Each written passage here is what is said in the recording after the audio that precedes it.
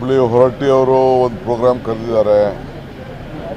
ಅದಾದಮೇಲೆ ಗದಗ್ಗೆ ಒಂದು ಕಾರ್ಯಕ್ರಮಕ್ಕೆ ಹೋಗ್ತೀವಿ.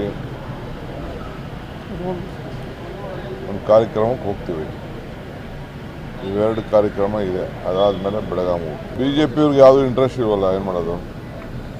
BJP-ಯವ್ರಿಗೆ ಇಂಟ್ರೆಸ್ಟ್ ಇದ್ದಿದ್ದು ನಮಗೆ ಕಲ್ಲು ಹೊಡೆದು ಕೈ ಹೊಡೆದು ಇದು ಆಯಿತು ಅಂತ ಅವ್ರು ಏನೇನೋ ಒಂದು ಅವ್ರಿಗೆ ರಾಜಕಾರಣ ಬಿಟ್ಟರೆ ಬೇರೆ ಯಾವುದೂ ಇಂಟ್ರೆಸ್ಟ್ ಇಲ್ಲ.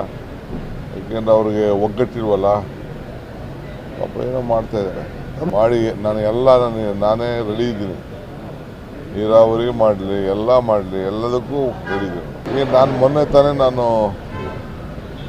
ಮಿನಿಸ್ಟ್ರನ್ನ ಹೋಗಿ ಫಾರೆಸ್ಟ್ ಮಿನಿಸ್ಟ್ರ್ ಹೋಗಿ ಭೇಟಿ ಮಾಡಿದ್ದೆ.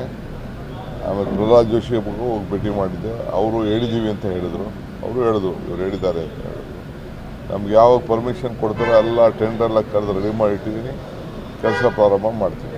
ಜಗದೀಶ್ ಶೆಟ್ಟರ್ ಮತ್ತು ಪ್ರಹ್ಲಾದ್ ಜೋಶಿ ಇಬ್ಬರು ಜವಾಬ್ದಾರಿ ತೆಗೆದುಕೊಂಡು ಫಸ್ಟು, ಏಕೆಂದರೆ ಸೆಲೆಬ್ರೇಷನ್ ಮಾಡಿದವರು ಅವರು, ನಾವು ಕೆಲಸ ಮಾಡೋರು ನಾವು.